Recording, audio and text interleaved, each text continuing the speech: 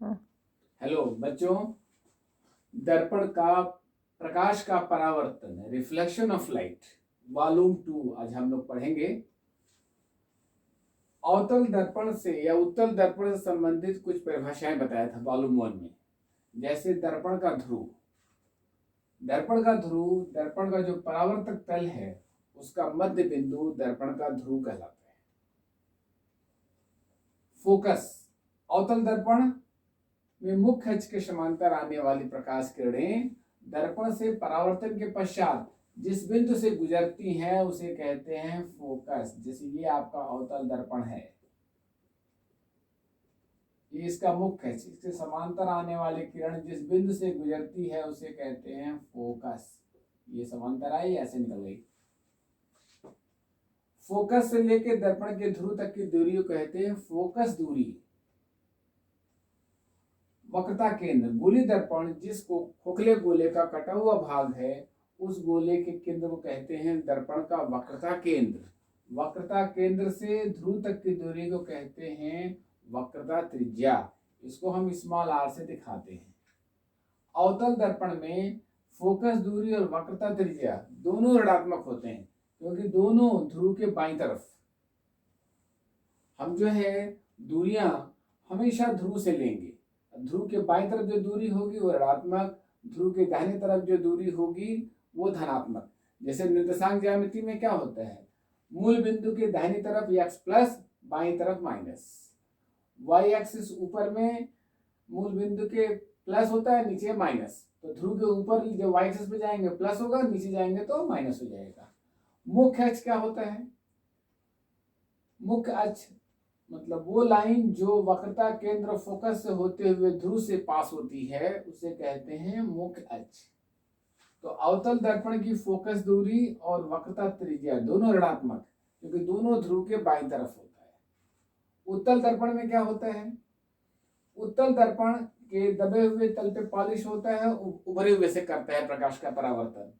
इसका जो ध्रुव है दर्पण का मध्य बिंदु उत्तल दर्पण का ध्रुव कहलाता है। फोकस मुख्य अक्ष के समांतर आने वाले प्रकाश किरणों को फैला देता है।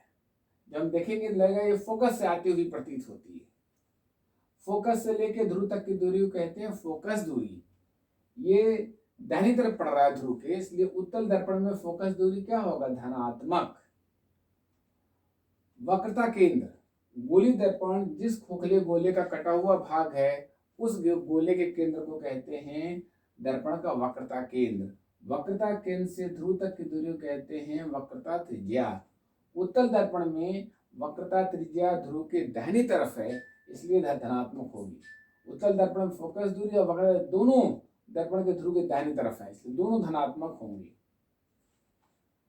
वस्तु सदैव दर्पण के ध्रुव के बाईं ओर रखी जाती है, इसलिए U का मान सदैव ऋणात्मक होगा। अगर वो प्रतिबिंब बाईं तरफ ही बनता है दर्पण के तो V का मान ऋणात्मक, दाहिनी तरफ बनता है दर्पण के पीछे दाहिनी तरफ बन रहा है तो V का मान धनात्मक होगा। ध्यान देंगे, दर्पण की वक्रता त्रिज्या था फोकस दूरी में संबंध। दर्पण की फोकस दूरी यह बराबर होता है दर्पण का वक्रता त्रिज्या बटे 2। तो वक्रता त्रिज्या क्या हो जाएगा, 2 गुणे फोकस दूरी। एकदम जस्ट मिडिल में होता है, ध्रुव और वक्रता केंद्र के बीच में होती है फोकस दूरी। तो यह बराबर r/2। समतल दर्पण की वक्रता त्रिज्या क्या होगी, अनंत।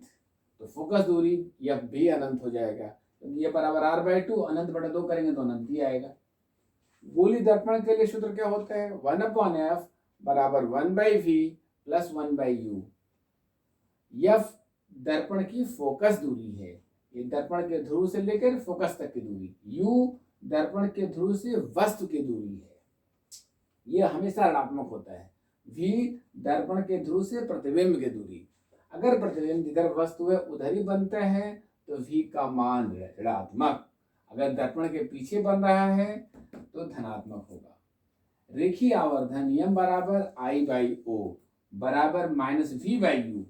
I क्या है, प्रतिबिंब की लंबाई, O क्या है, वस्तु की लंबाई।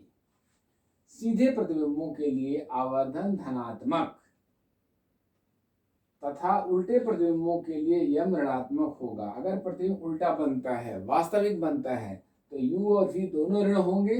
उस समय यम बराबर माइनस वी बाई यू करेंगे, माइनस माइनस कट जाएगा, आवर्धन नेगेटिव। अगर प्रतिबिंब आभासी बनता है तो u ऋण होगा, v प्लस हो जाएगा। माइनस पहले से है तो माइनस माइनस में के प्लस।